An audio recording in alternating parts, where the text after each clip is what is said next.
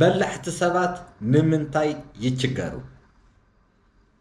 ብዙሓት በላሕቲ ሰባት ይችገሩ እዮም ግን ንምንታይ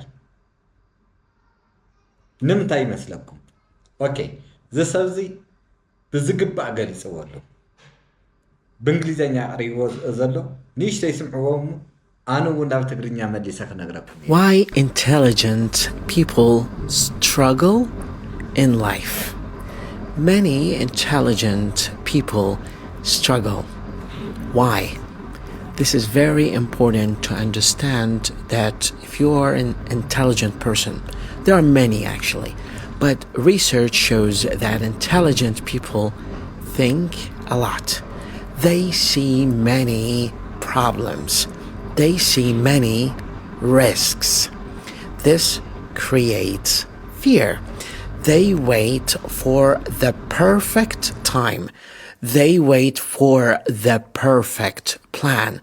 But action builds success, not thinking. እወ በላሕቲ ሰባት መብዛሕትኡ ግዜ ክንርኢ ከለና ኣብ ሂወቶም ይችገር እዮም ገለ መጽናዕትታት ከም ዝብልዎ በሊሕ ሰብ ብዙሕ ይሓስብ ብዙሕ ጸገማት ብዙሕ ሓደጋታት ምርኣይ ይኽእል እዚ ድማ ፍርሒ ይፈጥር ቅኑዕ ግዜ ፍጹም ትልሚ ይጽበዩ ግን ዕውትነት ብምሕሳብ እንተይኮነስ ብተግባር እዩ ዝህነጽ Studies show progress comes from small action, not big ideas. Intelligent people often want perfect results, but perfection shows movement. Another reason is smart people care about meaning. They do not chase money only. And that is a big problem. This can make life harder in competition systems. Intelligence is power, but action is power with speed. To win in life, there is the tip. Think, then act, then improve. That is the point where you become successful, not think forever. You can be an intelligent and a good thinker, but you have to act.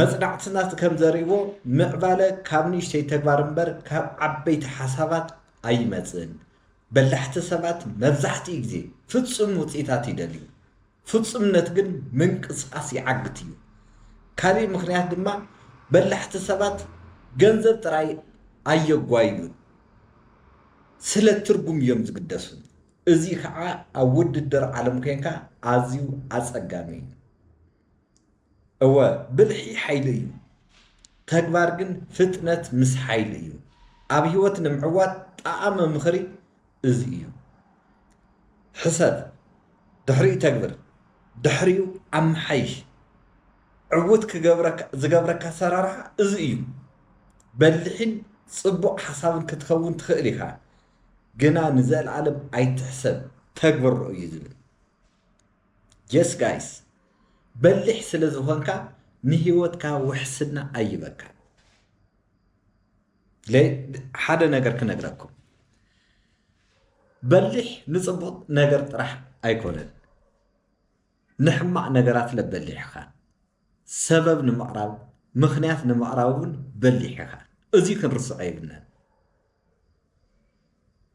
በልሕ ሰብ ንጽቡቕ ነገር ጽቡቕ ሓሳብ ማለት እምበር ጽቡቕ ተግባር ማለት ይኾን ኣተሓሳስኡ ዝሓሸ ማለት ስለዚ ስለ ተሓሳስባ ጥራሕ ኢና ንዛረብ ዘለና ኣብ ተግባር ከመይ እዩ ቶም በላሕቲ ዘይንብሎም ሰባት ኣብ ቢዝነስ ኣብ ህይወት ሳክሰስ ገይሮም ንሪኦም ቶም በላሕቲ ምሁራት ልሕሹ በተሓሳስባ ዝሓሸ ተሓሳስባ ንብሎ ዘለዎም ሰባት ንብሎም ከዓ ኣብ ህይወት ጎዲሎም ንሪኦም ንምንታይ ስለዚ ብልሒ ጥራሕ ንህይወት ክዓውተካ ኣይኽእልን ተግባር ክትኮን ክትክእል ኣለካ ሓሳብ ጥራሕ ኢኻ ዘለኻ ማለት እዩ ስለዚ ናብ ተግባር ተሸጋገር እዩ በሊሕ ማለት ግን ንጽቡቕ ነገር ጥራሕ ይኾነ ንሕማቕ ጽቡቕ ለ ምኽንያታት ንምቕራብ ሰበባት ንምድርዳር ጽባሕ ድሕሪ ጽባሕ ንምባል በሊሕ ኢኻ ብዙሕ ምኽንያታት ምድርዳር ዝኾነ ሪዝናት ንምምጻእ ገለ በሊሕ ኢኻ ስለዚ በሊሕ ጥራሕ ንህይወትካ ዋሕስ ክኸውን ኣይኽእልን ተግባሪ ክትከውን ክትክእል ኣለካ